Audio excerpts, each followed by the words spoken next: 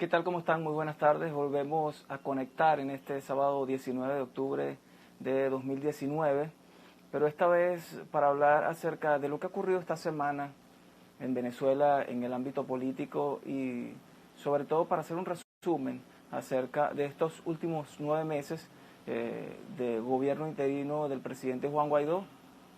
¿Vamos bien? ¿Vamos mal? ¿En qué nivel, en qué momento de la historia estamos? ¿Vamos a cesar la usurpación de la dictadura?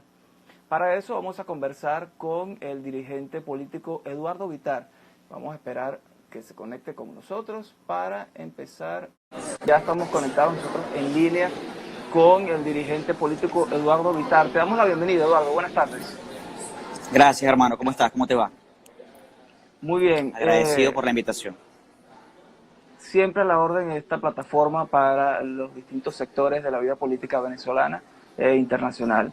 Bueno, en principio, Eduardo, nosotros ya estamos a las puertas de los 9 meses, faltando entonces ya apenas 90 días, 100 días, para que se cumpla el primer año del mandato o del interinato de Juan Guaidó como presidente de Venezuela.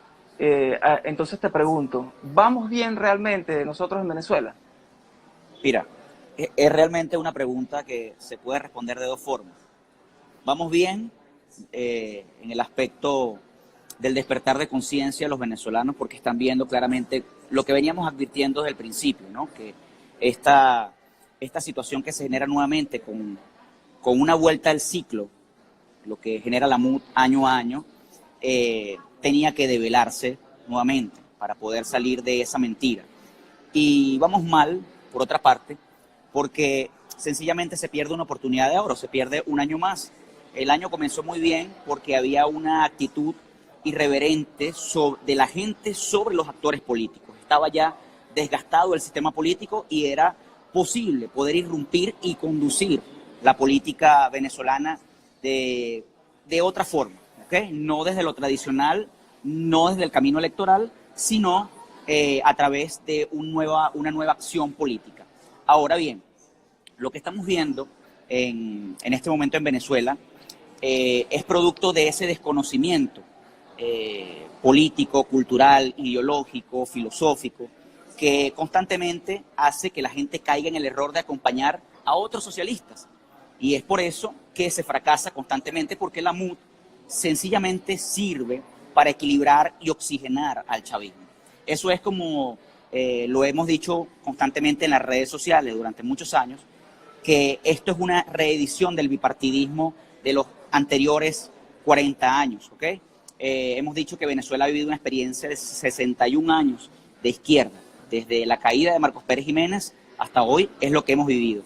Ahora, desde 1998 hasta hoy, 2019, lo que estamos viviendo es el refrescamiento de un nuevo sistema bipartidista que ahora conforman la MUD y el PSUV. Si estos dos actores no existiesen, no pudieran darle vida u oxígeno el uno al otro. O sea, por eso es que hemos partido de la idea de que hay que acabar con uno para que el otro pueda morir. Mientras la MUD siga existiendo, mientras la MUD siga dirigiendo y conduciendo la vida política de la oposición ciudadana, el chavismo va a seguir en el poder. Y por eso es que este año el chavismo tuvo una nueva vida en el poder. Entonces, no va a ser nada fácil. Era conveniente, lamentablemente, todo lo que ha ocurrido para que la gente lo entienda, para que la gente despierte, para que la gente lo analice, lo profundice, pero que no sea a partir de la rabia simplemente, a partir de la rabia, de la frustración y de la decepción, sino a partir de la conciencia, entender que son dos actores socialistas que están controlando la vida de los venezolanos. Ellos, es decir, sí. Es decir, tú, en estos 4 meses que quedan para que llegue enero, ¿tú no vislumbras que haya un cese de la usurpación como ha prometido Juan Guaidó y todo este grupo que dice que espera tumbar al régimen de Nicolás Maduro? No está planteado para estos actores sacar al régimen por la fuerza del poder, porque es la única solución que tiene Venezuela hoy. El régimen no va a salir por la vía electoral, no va a salir por la vía convencional, por la vía democrática, no va a salir. Ahora bien, yo pongo un ejemplo sobre esto.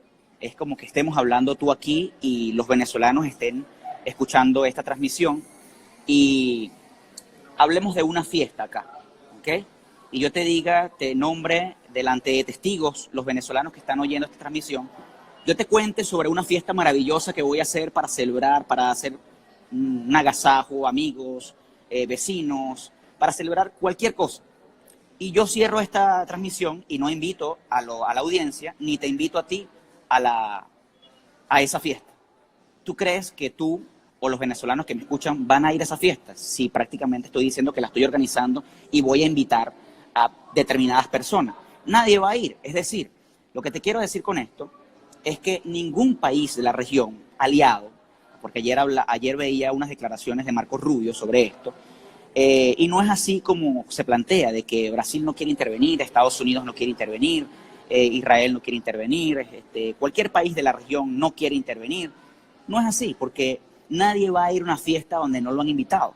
Y el problema en Venezuela realmente es que quien conduce la política venezolana no va a invitar a estos actores a tomar una decisión que es la que hay que tomar para desprender del poder, para sacar del poder a criminales, a terroristas, narcotraficantes, que simplemente tienen el poder secuestrado. Eso no va a ocurrir. Ahora bien, si la política venezolana la estuvieran dirigiendo verdaderamente un actor contrario a las ideas socialistas, como en este caso Rumbo Libertad, que es el movimiento que nosotros dirigimos, y otros movimientos como nosotros que se declaran claramente de derecha, y se hace una correlación de fuerza y verdaderamente se confronta con el enemigo, que es en este caso el chavismo, el marxismo cultural, la MUD, que también entra dentro de esos enemigos, sencillamente pudiéramos darle una solución a los aliados. Porque si la política la dirigiéramos nosotros y tuviéramos esa bandera y la gente nos estuviera siguiendo determinadamente a este sector político, sencillamente le diéramos una solución al país. Pero, lamentablemente, tenemos que construir esa fuerza. Y por eso, el esfuerzo de Rumbo Libertad de viajar por diferentes países, de hablar con diferentes aliados y construir fraternidad y construir parcería con gobiernos, por ejemplo, como el gobierno de Jair Bolsonaro, con quien tenemos una relación bastante estrecha con Eduardo Bolsonaro y mucha gente de la administración y del cuerpo diplomático, de lo que tiene que ver con el Parlamento brasileño. Entonces, eso es muy importante porque esto no se ha construido jamás. Venezuela no ha construido nunca una relación política de este estilo. Para la política venezolana simplemente es ir a otro país, tomarse una foto e irse. No está el hecho de explicar profundamente lo que acontece en Venezuela, lo que realmente significa el chavismo para la vida de los venezolanos. Entonces, ahora, eso sencillamente... Sí, dime. Bueno, te voy a dejar esta interrogante para hacer una pausa y regresar. ¿Cuál es el alcance que ha tenido este grupo que se ha denominado Rumbo Libertad? ¿Cuál es el alcance que ha tenido buscando estrategias, buscando alianzas a escala internacional para intentar una salida de la dictadura como alternativa a la propuesta de Juan Guaidó? Eso lo responde en la próxima parte. Nosotros Seguro. Vamos a hacer una pausa y regresamos con más. Volvemos a estar en línea con Eduardo Bitar. Eduardo, te dejaba la interrogante. ¿Cuáles son las estrategias, cuáles alianzas ha logrado Rumbo Libertad en esta gira que ha tenido por diferentes países, especialmente con el apoyo del gobierno de Brasil? Sí. Bueno, fíjate, yo te quiero hacer un recuento medianamente de lo que hemos hecho después de nuestra salida de Venezuela el 6 de agosto del 2017. Nosotros no salimos de Venezuela con la idea de quedarnos afuera. Nosotros salimos con la idea de construir y de explicar que una cosa es la resistencia y otra cosa son los partidos políticos venezolanos que se encargan continuamente de atomizar el proceso de resistencia o de convulsión social que todos los años se da en Venezuela.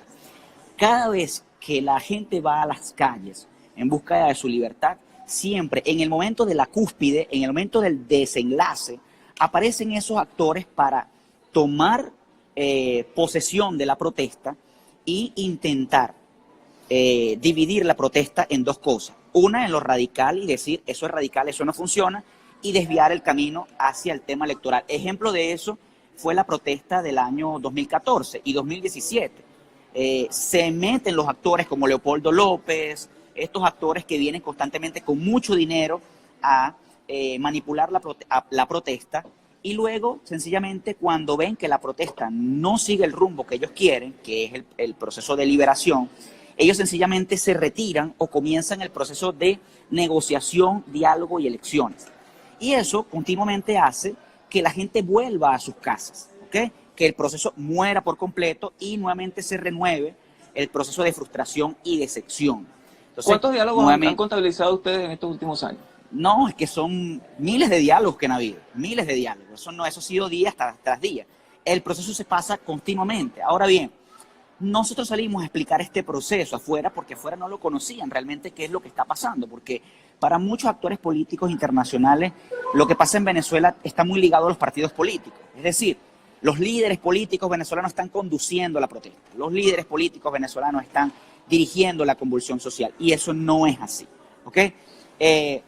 Entonces vemos, por ejemplo, cómo salimos en el 2017, después de un conflicto muy fuerte, fuimos al Congreso colombiano, explicamos esto, hablamos con senadores como María Fernanda Cabal, como el expresidente de Colombia Álvaro Uribe Vélez, como el expresidente Andrés Pastrana, y muchos actores políticos en Colombia, que de esos actores nos planteamos una nueva avanzada porque se nos decreta una orden de captura. Y no podíamos volver a Venezuela en ese momento. Se nos da un código rojo a nivel de Interpol para que se proceda a una captura internacional por el acto, entre comillas, que nos catalogaron de terrorismo por la actuación de los militares en el cuartel de Paramacay, en el fuerte Paramacay, que llevó a cabo el capitán Caguaripá. Entonces, casualmente salimos ese mismo día. Está preso por los mismos actores, por la develación de esos mismos actores, ¿no? Y no entra en la lista de liberaciones, es decir, no entra, ni va a entrar. No salen los militares que se han alzado, como por ejemplo el capitán Caguaripano. Sí, y no van a entrar porque a estos actores no les conviene un capitán Caguaripano en libertad. Ni a la MUD ni al PSUV le conviene. Y tomamos después otro escenario que fue el camino internacional. De esta gira en Colombia, muy dura, muy profunda de explicar, fuimos a Brasil. Posteriormente, ahí conocimos a Jair Bolsonaro siendo parlamentario. No era presidente todavía. Ahí él nos conoció, él preguntó por nosotros quiénes éramos, conversamos profundamente sobre Venezuela, le explicamos sobre la oposición falsa, oposición venezolana, él entendió claramente sobre eso, e hicimos una alianza política en función de combatir al Foro de Sao Paulo. Porque el problema no es realmente las oposiciones falsas en los diferentes países, como en este caso en Brasil también no ocurre, sino un proyecto al cual se involucró el chavismo en el año 95, después de la caída del muro de Berlín a finales de los 80, se hace un proyecto político para tomar el poder en nuestra región, para poder migrar ese proceso comunista, y tuvieron éxito acá en la región. Y Chávez se compromete en el año 95 a formar parte de ese proyecto si lo ayudaban a ganar las elecciones en el 98. Automáticamente él gana y él comienza a financiar con el petróleo venezolano y con el narcotráfico ese proyecto malsano llamado Foro de Sao Paulo. ¿Okay? Ahí pertenecía Lula, Bachelet, toda la izquierda internacional de la región. Y lo logró porque se minó toda Sudamérica. Así Bolivia, fue que hizo el proyecto revolucionario. Argentina. Sí, entonces ellos tuvieron mucho éxito. Ahora, ese proyecto fue en declive progresivamente a medida que el chavismo perdía fuerza, a medida que el dinero venezolano mermaba para poder seguir financiando estos procesos. Y cuando la derecha crecía en los diferentes países, como por ejemplo en Chile, que desplazó a la izquierda en Chile, que se desplazó a la izquierda en Argentina, que se desplazó a la izquierda en Brasil. O sea, el Foro de Sao Paulo ha ido a menos. Ahora, ellos están reordenando en este momento y estamos viendo en este proceso de convulsión social, después de haber tenido el último foro en Caracas, el Foro de Sao Paulo, que hace poco se realizó en la ciudad capital en Venezuela, ellos se plantearon volver al poder en todos los países donde perdieron el poder. Entonces, ese proceso de convulsión que estamos viendo en Perú, en Ecuador, en Chile hoy, que estamos viendo en Argentina, que estamos viendo en Brasil, que estamos viendo en los diferentes países, es producto del desespero de la izquierda de perder el control político en la región y lo quieren volver a tener. Entonces, ¿qué se está planteando hoy Rumbo Libertad? Atacar verdaderamente al enemigo. Mira, nosotros tenemos un problema hoy, sencillamente. Uno es un problema económico y el segundo es el problema de proyección mediática, comunicacionalmente hablando, ¿ok? El proyecto Rumbo Libertad es un proyecto político de una profunda identidad política, de una profunda identidad ideológica, que tiene un deseo profundo de confrontar con la izquierda, pero que no tiene un alcance comunicacional profundo. Y yo te invito y te agradezco profundamente esta invitación. ¿Por qué? Porque si esto lo entendieran así como tú lo entiendes, este fenómeno que estamos viviendo a nivel comunicacional, y muchos periodistas no se afianzaran en el hecho de ser militantes de una causa, sencillamente ser actores libres. Periodistas. Y entender que el fenómeno que estamos viviendo es el fenómeno de la destrucción cultural, es el fenómeno de la destrucción moral de nuestra esencia como seres humanos. Entonces, si estamos viviendo ese proceso, lo que tienen que hacer personas como tú es darle cabida a actores como nosotros, que estamos dando todo por el todo para confrontar a esa tendencia política malsana. Porque si siguen apoyando actores como Guaidó, en este caso, van a fracasar. Al final no va a haber resultado posible, resultados buenos. Al final va a haber, nuevamente, el fracaso y la decepción. Ahora, tú nos hablas de esa cercanía con el hijo del presidente brasileño y hablas de algunos logros, de estrategias, pero Juan Guaidó sigue teniendo el apoyo, por lo menos, es lo que se dice en los discursos, de estos grandes aliados, Estados Unidos, Colombia y Brasil. Eso por una parte. Y por otra, ¿quiénes dentro de Venezuela están promoviendo estas ideas de Rumbo Libertad? Es decir, que tú puedas decir, mira, este dirigente político es parte de Rumbo Libertad y es quien está llevando nuestro mensaje a todo el país. Sí, mira, es sumamente difícil esa pregunta que tú me haces, porque no ha sido fácil para nosotros poder proyectar, ¿no? Poder tener un alcance donde queremos, no en las redes sociales, sino en el común, en el que no tiene redes, en el que no está viviendo día a día, sino el que tiene que trabajar para llevar el pan a su casa. A eso es al que les tenemos que llegar para que entiendan que estas ideas y este trabajo tiene, en verdad, profundidad y tiene bueno, pero incluso a esa persona le llega todo por WhatsApp, le llega por Twitter, le llega por Facebook. Sí, pero hay que profundizarlo. Hay que ser humildes en ese sentido. O sea, llegar y decir, no, que Rumbo Libertad lo conoce todo el mundo. No, no es verdad.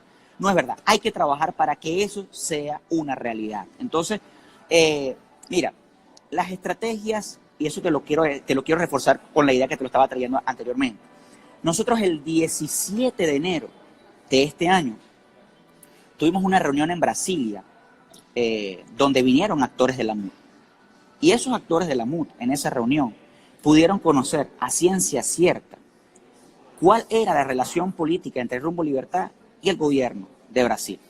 O sea, ahí ellos pudieron palpar realmente, porque una cosa yo sí tengo clara, Juan Guaidó no se iba a juramentar, no tenían los planes esto.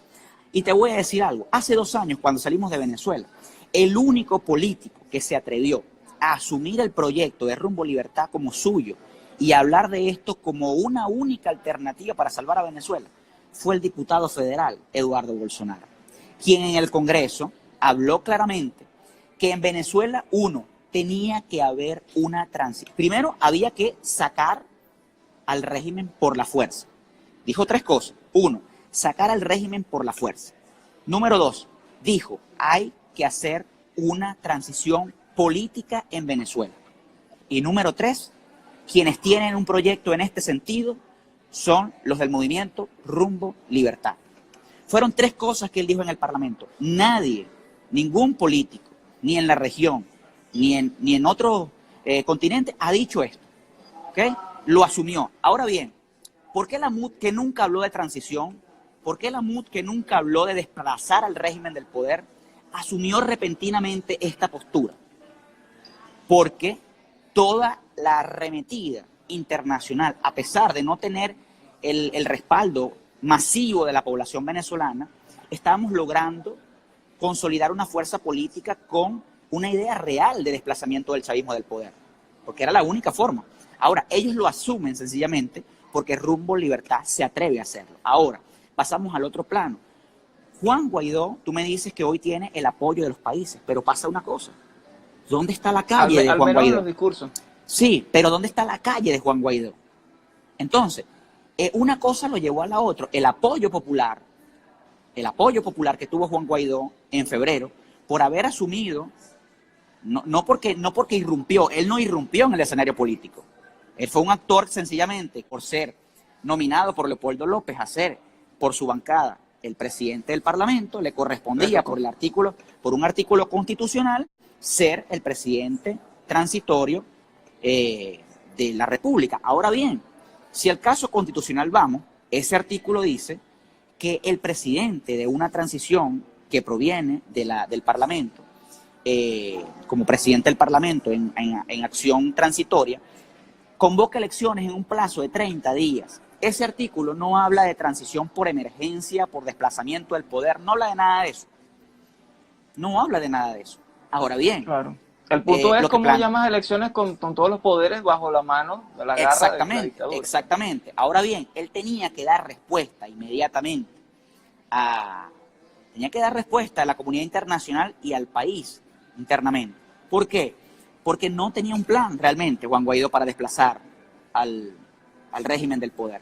Porque desplazar al régimen del poder no es engañar a la gente como lo hizo el 23 de febrero, que le hizo creer a la gente que meter la comida a Venezuela implicaba también tener un respaldo militar de acompañamiento a esa comida.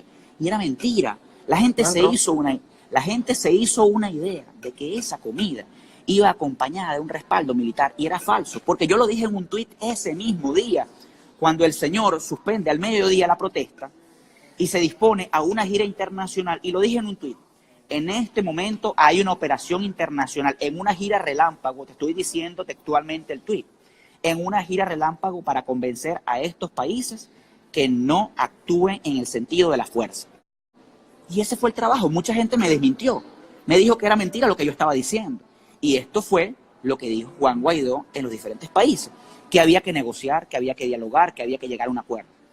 Ahora bien, es como por ejemplo lo que yo le dije a sectores que me pidieron, Eduardo, es posible que Juan Guaidó vaya a Brasil, es posible que se haga una reunión con Bolsonaro. Nosotros dijimos, nosotros aquí no estamos para evitar nada.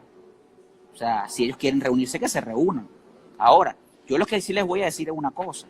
Si alguien está claro ideológicamente en la región sobre el tema de la izquierda, sobre el tema del mal, del socialismo, de la izquierda, del comunismo, del marxismo, es el presidente Jair Bolsonaro, es Eduardo Bolsonaro y todo su partido y toda la gente que lo acompaña en su gobierno. Ahora bien, tomando en cuenta y déjame aclararte la idea, porque Juan Guaidó vino a Brasil a dar una rueda de prensa delante del presidente, donde dijo claramente que el problema de Venezuela no era el socialismo y no era el comunismo, ni era la izquierda, que el problema de Venezuela era la corrupción y una cantidad de cosas que no tenían nada que ver con la izquierda. Corrupción que se vio en el Cocutazo. Pero ¿qué es la izquierda? En realidad, ¿qué es la izquierda? La izquierda es eso. La izquierda son mercenarios, son delincuentes, son corruptos, son eso, son narcotraficantes. ¿Cómo se mantiene el Foro de Sao Paulo? Por el narcotráfico de la FARC y la ELN. ¿Cómo se mantienen estos partidos? ¿Cómo se mantiene en realidad el Foro de Sao Paulo? Es así, con el narcotráfico, porque ni siquiera a través del petróleo venezolano ya se están pudiendo mantener con una producción vuelvo entonces a una duda que había planteado. Entonces, ¿cuál va a ser la alternativa? Juan Guaidó no va a salir del gobierno de acuerdo con esta posición que tú has planteado hoy acá, y nos quedan 4 meses para que se cumpla el año. Se supone que no debería ser el presidente de la Asamblea Nacional en el próximo periodo, aunque ya la Asamblea dijo que sí. ¿Cómo se va a lograr entonces que una coalición militar, es posible que una coalición militar, sin que Juan Guaidó la pida, pueda ingresar a Venezuela y expulsar tanto a la dictadura como a los grupos armados como el ELN, las FARC y estos grupos terroristas que gobiernan casi todo el país? Sí, es posible. Es posible siempre y cuando la comunidad internacional y, sobre todo, la población venezolana legitimen y reconozca a una verdadera oposición venezolana. No es posible mientras Juan Guaidó siga dirigiendo la actuación política en Venezuela. ¿Por qué? Ya te lo dije en principio, nadie va a ir a una fiesta donde no lo han invitado. ¿Por qué te digo esto? Porque supongamos en el hecho de que Estados Unidos se plantea una intervención en Venezuela. Vamos a hablarlo así claramente. Y se va a arriesgar Estados Unidos que Juan Guaidó, en el momento que eso ocurra y una bota militar toque tierra venezolana, una bota militar extranjera, toque tierra venezolana, Juan Guaidó, ¿qué diría en ese momento? Yo estoy seguro que diría, yo no he autorizado esto, no estoy de acuerdo con esto porque va a ocasionar muertos, porque va a hacer esto, porque va a causar esto. Entonces, realmente, yo conozco realmente estos actores políticos lo que harían en ese momento y no acompañarían una situación como esta. Pero en algún momento la situación va a tener que pasar, entonces, yo creo que al final la situación va a pasar por encima de Guaidó. Exactamente. Al final, Juan Guaidó tendría que ser desplazado completamente en ese escenario, pero yo pienso que Juan Guaidó hay que desplazarlo primeramente por el desconocimiento y la desobediencia de los venezolanos. Es decir, no me diste una solución, trabajaste para que el régimen se mantuviera un año más en el poder y no cumpliste mis expectativas. Es decir, no quiero que sigas más dirigiendo la política venezolana. Además, que hay otras irregularidades. El caso de la ayuda humanitaria, los militares que estaban en Cúcuta, sí, que casi lo dejan morir de hambre. Y un tema importante, la elección de el procurador general, el caso Citgo. Es decir, muchas irregularidades de las cuales ellos simplemente, o por lo menos es lo que se ha percibido, aunque ellos digan lo contrario, se ha percibido que mantienen una política comunicacional igual que la del régimen. No hablo de eso, no me importa lo que digan, y los que hablen mal, simplemente los anulo comunicacionalmente, no los nombro en ningún lado, no, los periodistas no, solo los medios que son... Es muy raro, es muy raro que un periodista venezolano me esté entrevistando. Para mí es muy raro. Me han entrevistado periodistas de otros países, pero es muy raro que un periodista venezolano me entreviste. ¿Por qué? Porque estamos diciendo cosas que incomodan. Estamos diciendo cosas que al final logran ayudar a irrumpir en ese escenario que ellos han creado para cohabitar. Entonces, al final, yo te invito a ti y a personas como tú que sienten, que yo sé que al final sienten una decepción porque ayudaron a crear ese monstruo. Porque al final es un monstruo de dos cabezas. Un monstruo de cabeza roja y un monstruo de cabeza azul, que sencillamente tiene un mismo cuerpo y una misma identidad ideológica. Entonces, al final, lo que tenemos que hacer es ayudar a que estas ideas crezcan para que se legitimen, para que al final se compruebe que la gente necesita actores de verdad que la conduzcan hacia el objetivo que hay que lograr, ¿no? Entonces, no es solamente, yo he escuchado a mucha gente decir, es que siempre se necesita un líder, siempre los venezolanos están esperando un mesías, ese es el principal error de los venezolanos. Aquí es un tema de actitudes, es un tema de asumir el rol que le corresponde a cada quien. Y lo principal que hay que asumir es esto, lo principal es poner a utilizar la mente. Porque si la mente no la podemos utilizar, no podemos determinar quién nos está diciendo la verdad y quién nos está mintiendo. Al final, ese es el problema.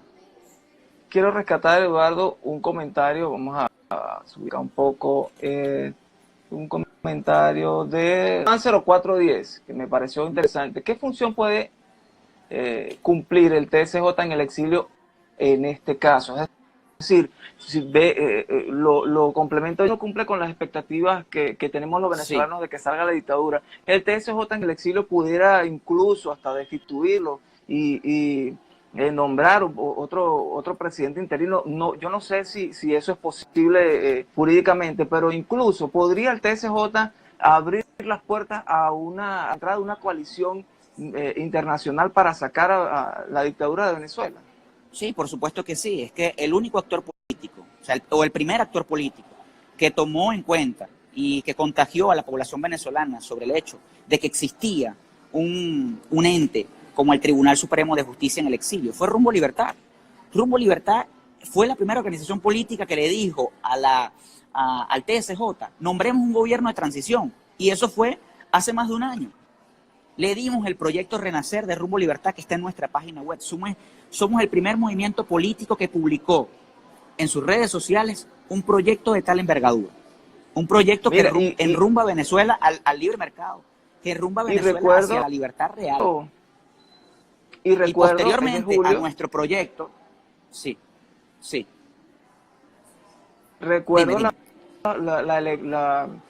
¿cómo se llama esto? La consulta popular, julio de 2017. No sé si me escuchas, porque estoy viendo que hay unos problemitas acá. Retomamos la conversación, Eduardo. Me quedaba en el tema de esta consulta popular que acabo de recordar, del 16 de julio de 2017, que parece que a todo el mundo se le olvidó. Y otra cosa, el TSJ en el exilio del que estábamos hablando es el mismo que condenó a Nicolás Maduro a casi 18 años de cárcel por el caso Odebrecht, pero que también dijo que había que investigar a Enrique Capriles, el exgobernador de Miranda y ex candidato presidencial, por ese mismo caso. Entonces creo que a partir de allí empezaron como a lanzarse la pelota de quién reconocía o no al TSJ en el exilio, y parece que se les olvidó.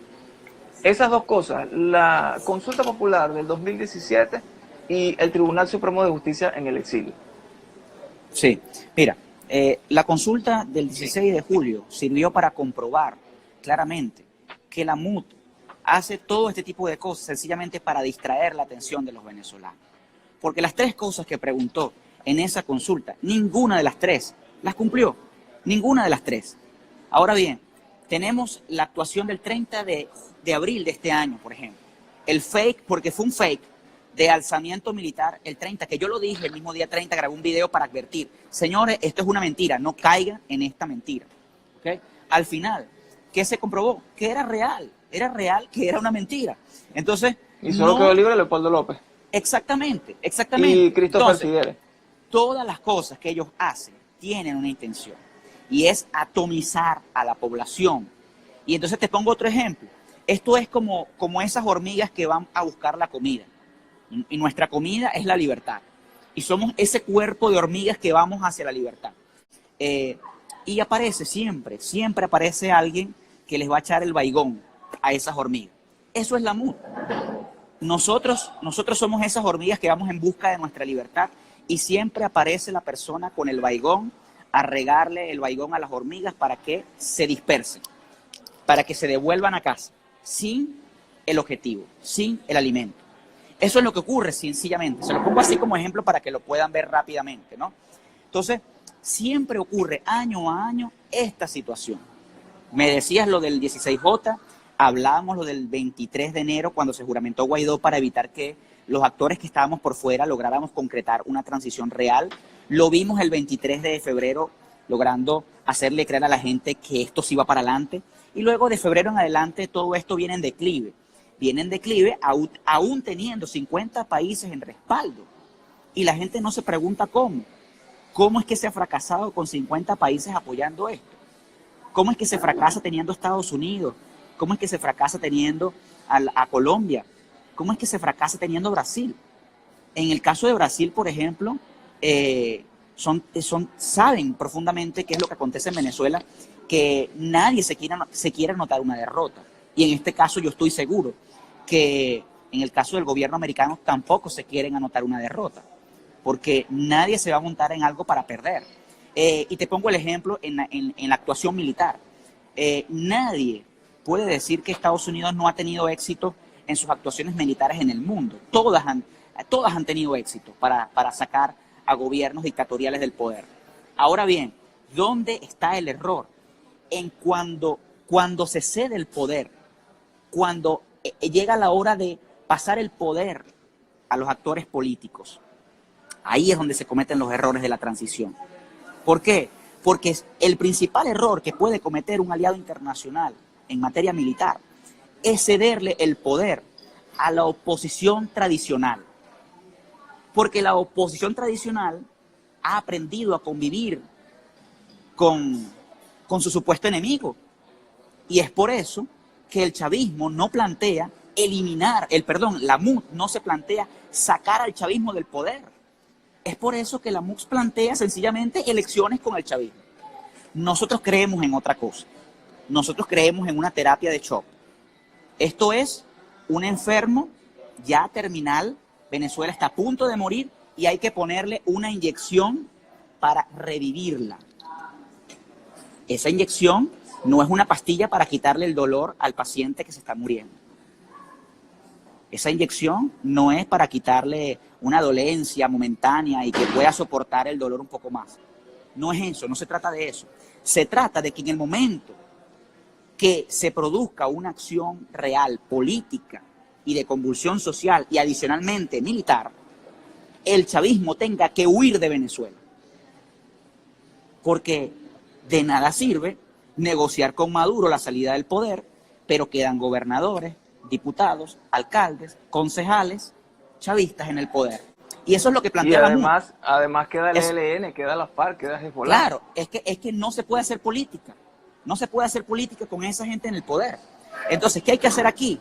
Una acción de fuerza.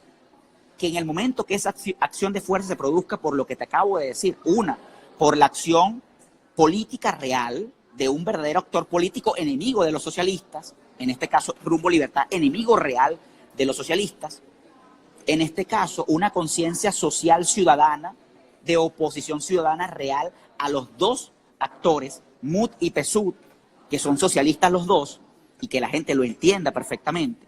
En ese momento que se concreten esas dos cosas, más la acción de fuerza militar, en ese momento al chavismo no le queda otra alternativa que huir de raíz, salir completamente. Y es en ese momento, cuando huye un Diosdado Cabello, o es capturado un Diosdado Cabello, cuando huye un Maduro, o es capturado un Maduro, es en ese momento, cuando todo el chavismo de la élite huye, que los chavistas de abajo, los que tienen por ciudades secuestradas y sometidas a la población, de 20 grupos, de 15 grupos, con armas de fuego, es en ese momento que esos grupos se ponen a pensar, si Maduro huyó, ¿por qué yo me voy a quedar defendiendo la revolución? Si Diosdado huyó o fue capturado, ¿por qué yo me voy a quedar asesinando personas?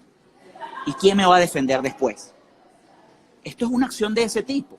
Esto no pasa por una psicología de hacernos ver como buenos y malos y que, bueno, que todas las cosas tienen que ser bonitas y que, bueno, es que es una acción demasiado difícil. Es que no hay otra forma, hermano. Es que no hay otra forma de sacar al chavismo. Ahora, no hay otra forma de sacar a los criminales del poder. Te pongo esta interrogante. ¿Tiene salvación este gobierno interino o hay manera de que se le aplique presión para que actúe y realmente se llegue a la salida de la dictadura? No hay que salir de ello. Y eso se lo explicaba hace varios días a varios diplomáticos de varios países. Estas semanas he tenido reuniones con países que son aliados de ellos, que nos han estado llamando para preguntarnos cómo podemos reordenar el escenario político para tener éxito. Y mi respuesta ha sido clara para esos actores. Si quieren seguir fracasando, síganlos acompañando. Si quieren tener una acción real de liberación de Venezuela y llevar a Venezuela al destino que merece, entonces acompañen a los factores que están dispuestos a ir a Venezuela a confrontar. Porque Eduardo Vitar, que todo el mundo me conoce en mi estado, no de hoy, tengo desde el año 2007 confrontando en las calles al chavismo. Y no tengo que decir lo que he hecho para que quede un testimonio. Realmente, el que me conoce sabe lo que yo he hecho, no solo en Anzoátegui, sino en otros estados.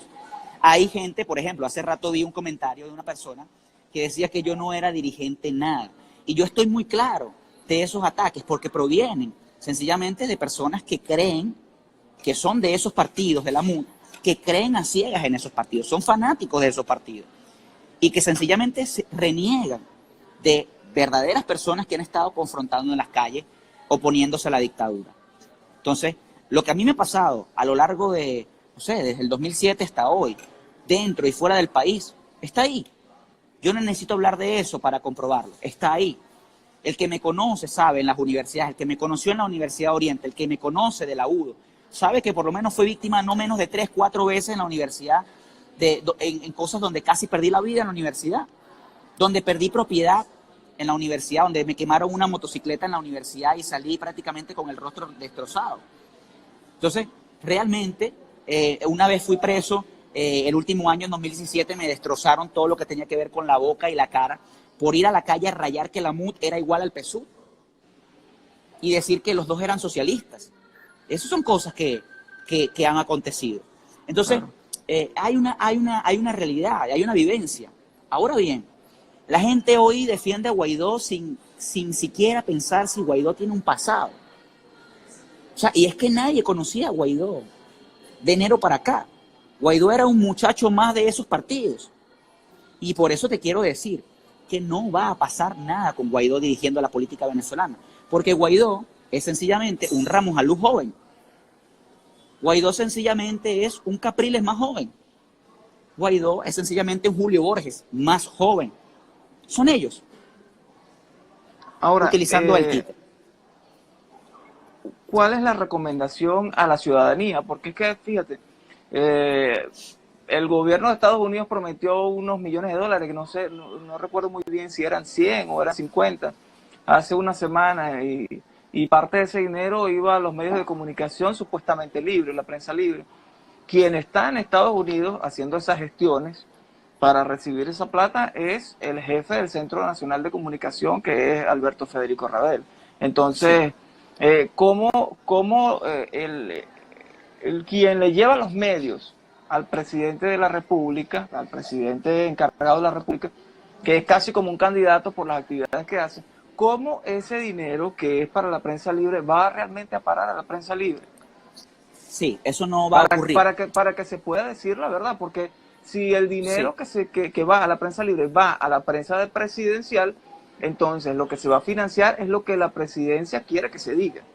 Exacto, entonces fíjate una cosa, esto es muy peligroso, porque si anteriormente tenemos problemas durante 21 años, porque el chavismo consolida un aparato comunicacional y la MUD consolida otro aparato comunicacional, y ahora, gracias a actores internacionales que financian creyendo que esto va a tener un éxito, porque además no es porque Estados Unidos crea que Guaidó es el que va a dar con el acierto, es porque al final, ellos creen que no hay otra alternativa política que los venezolanos conozcan o apoyen.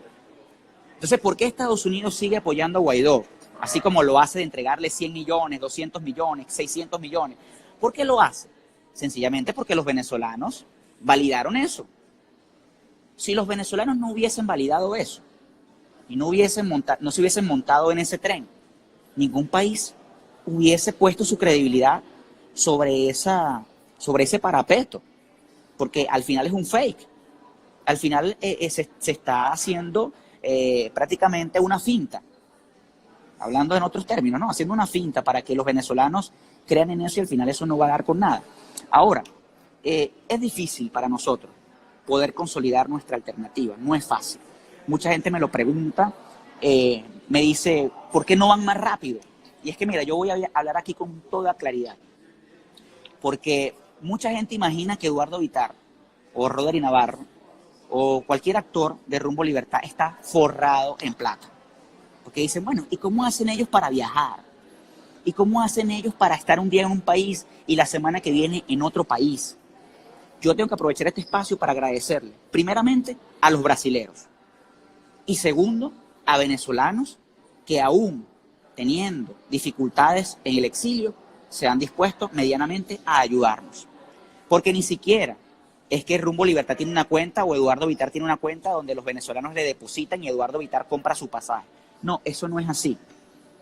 Al final son personas organizadas que cuando hay una agenda política te dicen, aquí está el boleto, anda, aquí está el boleto. Entonces yo tengo que agradecerle a esas personas que sencillamente por producto de esto, de las redes sociales, cuando uno habla, cuando uno coloca una historia, y lo hago adrede, con todo el peligro que eso representa. Cuando yo pongo una historia en Instagram diciendo, voy de Brasil a Sao Paulo, cuando pongo una historia, voy de Colombia a Miami, voy de Colombia a Washington, inmediatamente salen personas venezolanas o extranjeros diciéndome, quédate en mi casa tienes un mueble, en mi casa tienes un colchón inflable. Y eso es realmente lo que ocurre. Así hemos construido esto. No ha sido para nada fácil.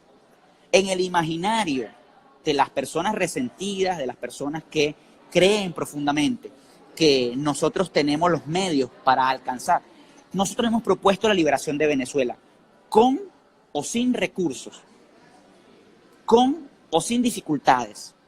Son mayores las dificultades, pero no importa, hay que avanzar. O sea, no es posible rendirnos, porque si nos rendimos, ¿quiénes ganan? Realmente ganan esos dos actores. Gana el PSUV y gana la MUD. Tienen mucho más dinero, tienen mucho más carros, tienen muchas más casas, tienen más propiedades en el exilio. Yo quisiera preguntarle a esos diputados que llegaron al Parlamento siendo de la MUD, siendo opositores, y ahora tú los ves que tienen no solamente una camioneta 4Runner, tienen 2, 3, 4 camionetas 4Runner y una escolta, pero interminable. Bueno, el caso de Stalin González en el juego de las Grandes Ligas.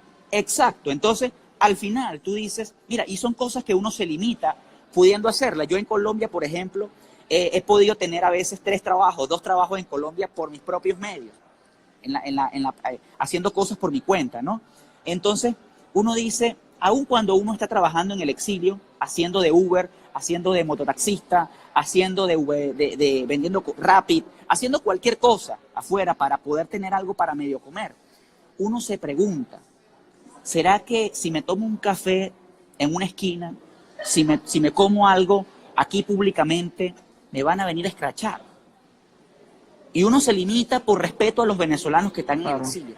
Pero estas personas no tienen respeto por eso. Yo lo pudiera hacer, o tú lo pudieras hacer, o cualquier venezolano de bien lo pudiera hacer porque no tiene nada a qué temerle. Porque al fin y al cabo, Eduardo Vitar no está en ningún ente público. Eduardo Vitar no trabaja para la administración pública y no tiene que rendir cuentas del erario público. Ahora bien, yo no lo hago o trato de no hacerlo por respeto a los venezolanos. ¿Por qué Stalin González, que tiene esa, entre comillas, responsabilidad de liberar al país y supuestamente están conduciendo un proceso de liberación y de transición, se va a un juego de pelota donde una entrada a esa área cuesta entre 700 y 1.300, 1.500 dólares? Sea que se lo hayan regalado o sea por sus medios, o haya sido del erario que han donado para la causa de la liberación, haya sido de los fondos que son destinados para la liberación. Como varios casos lo peor que hay es en Cúcuta, ¿no? Sí, porque el problema es Como que varios ellos no lo casos aclaran. Sí, el problema no, es que ellos no lo aclaran. Es que no lo van a aclarar, es que no lo van a aclarar al final, porque, mira, en su vida esas personas han trabajado, en su vida. Es como el caso del diputado que salió de la cárcel, que para mí nunca estuvo preso, eso sirvió para atomizar aún más. Ahora, yo creo una cosa, este tipo sale diciendo de la cárcel, Edgar Zambrano, que él en su vida ha hecho otra cosa diferente a la política, que él en su vida, que él no tiene pensado hacer otra cosa que vivir de la política. ¿Y qué de eso viven? Claro. O sea, ellos no están pensando en un proyecto. Mira, yo tengo sueños, yo he hecho cosas, he desarrollado cosas y mis amigos también, y gente de Rumbo Libertad está desarrollando cosas en sus áreas, en sus roles. Entonces, a mí me faltaron, por ejemplo, 6 meses para graduarme de periodista en Venezuela. Lamentablemente no pude terminar la carrera, pero eso no me impide a mí poder ayudar a un periodista en el exilio a traducirle un escrito. Eso no me impide a mí escribirle un artículo a un periodista y ayudarlo a redactar y ayudarlo a corregir cualquier cosa si tiene mucho trabajo. O sea, eso no me impide a mí desarrollar, por ejemplo, estas ideas que tú estás desarrollando en un medio alternativo. O sea, ahora, nosotros hemos asumido distintos roles y nos hemos diversificado los tiempos para poder cumplir con ciertas tareas, para poder seguir adelante. No es fácil, porque el que está en el exilio sabe que no es fácil poder vivir la experiencia de estar afuera. Bien, Eduardo, nosotros súper agradecidos contigo por haber aceptado esta invitación a esta entrevista.